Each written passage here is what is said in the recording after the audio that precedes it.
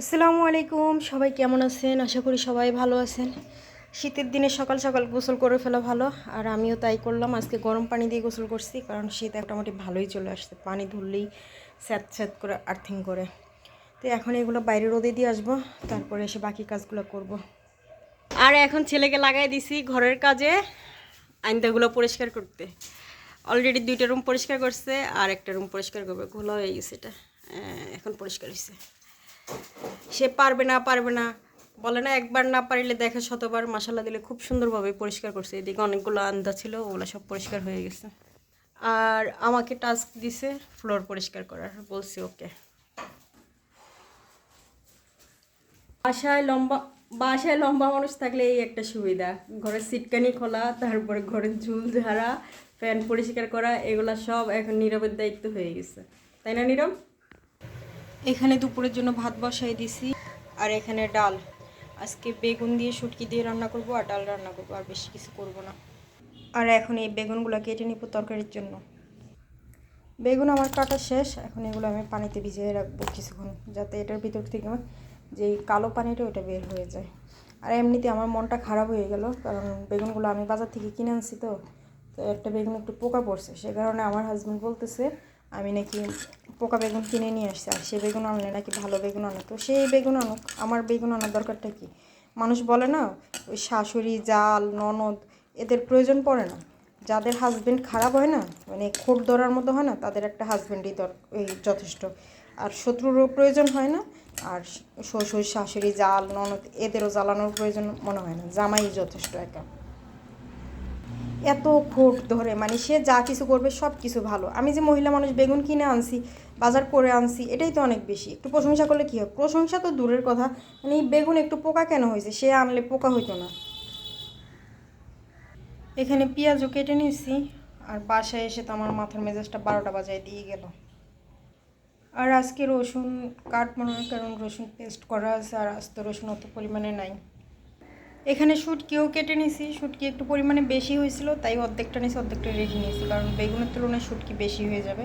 আর বেগুন তত একটা বেশি নাই, আধা কেজির মতো হবে আর কি। আধা কেজি থেকেও কম হইতে পারে বেগুন, মাত্র 2টা বেগুন আর কি। এখানে ডালে বাগারের জন্য হচ্ছে পেঁয়াজ আর একটু রসুন ভেজে নিতেছি, ডাল বাগার দেবো, এরপরে শুটকি তরকারি রান্না করবো। পেঁয়াজ রসুন, যেটা বলতে চাইছিলাম, পেঁয়াজ রসুন ভাজা হয়ে গেছে, এটা বলতে বলতে পেঁয়াজটা একটু বেশি ভাজা হয়ে গেছে। পেঁয়াজ রসুনটা সমস্যা নেই, তাও অত বেশি ভাজা হয় না যে একদম তিতা হয়ে যাবে। তো ডাল রান্না শেষ, এখন বাকি রান্নাগুলো করে নেব। আর এখন শুটকিগুলো একটু টাইলা নেব, টাইলা নেওয়ার পরে গরম পানিতে ধুয়ে পরিষ্কার করে নেব। ততক্ষণ পর্যন্ত সাথে থাকুন। কড়াইতে তেল গরম হয়ে গেছে, এখন ধুয়ে রাখা শুটকিগুলো একটু ফ্রাই করে নেব। শুটকি অনেকটা ফ্রাই হয়ে গেছে, এখন দিয়ে দেবো পেঁয়াজ। এখন যেহেতু সব জিনিসের দাম বেশি, অবশ্য দামটা আমাদের কাছেই বেশি, কারণ আমরা ক্যাশ করতে পারতেছি কম। যাদের কাছে দাম কোনো ব্যাপার না, তারা একটু বেশি করে পেঁয়াজ দেবেন, তারা একটু বেশি করে রসুন দেবেন। আর বাসায় আমার আস্ত রসুন নাই, সে কারণে আমি একটু রসুনের পেস্ট ব্যবহার করব। পেঁয়াজটাও মোটামুটি ফ্রাই হয়ে গেছে, মানে নরম হয়ে গেছে। এখন এর মধ্যে দিয়ে দেবো রসুনের পেস্ট, আর এগুলো আমি ডিপ ফ্রিজে রাখার কারণে মানে বরফ হয়ে গেছে, এতটুকু এলাচ। এরপর দিয়ে দেবো স্বাদ মতো লবণ, কারণ আমরা একটু লবণটা বেশি খাই, ভাতে আর লবণ নেই না, তো সে কারণে একটু আমাদের লবণের পরিমাণটা একটু বেশি হয়। আর এখন দিয়ে দিব মরিচের গুঁড়ো, মরিচের গুঁড়োটা আমি একটু বেশি পরিমাণে দেবো, একটু ঝাল ঝাল দিলে ভালো লাগবে। আর অবশ্য আমার মরিচের গুঁড়ো এত বেশি ঝাল না, মিষ্টি মরিচের গুঁড়ো যেটা বলো ওইটা, সেটা একটু কালারটাও বেশি হবে, যতটুকু পরিমাণে ঝাল হয়ে আসবে। আর দিয়ে দেবো অল্প হলুদের গুঁড়ো, কোনো 1 চামচ আর 4 চামচ, ভালোভাবে মিক্স করে নিতেছি।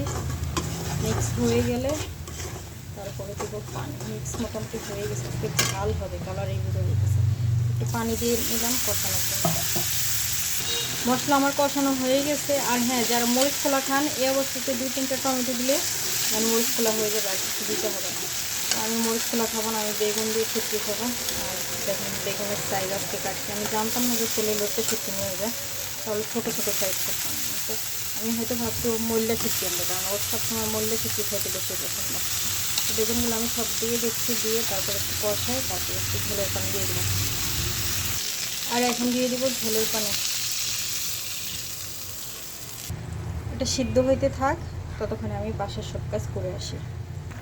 এখানে ঝোলটা আর একটু টানবে, কিন্তু ততক্ষণ পর্যন্ত আমি ভিডিও করতে পারবো না। তো আজকে এতটুকুই। সবাই ভালো থাকবেন, দোয়া রাখবেন, আর অবশ্যই আমার পোস্টে ভালো লাগলে লাইক কমেন্ট শেয়ার করে পাশে থাকবেন। টাটা, সবাই ভালো থাকবেন।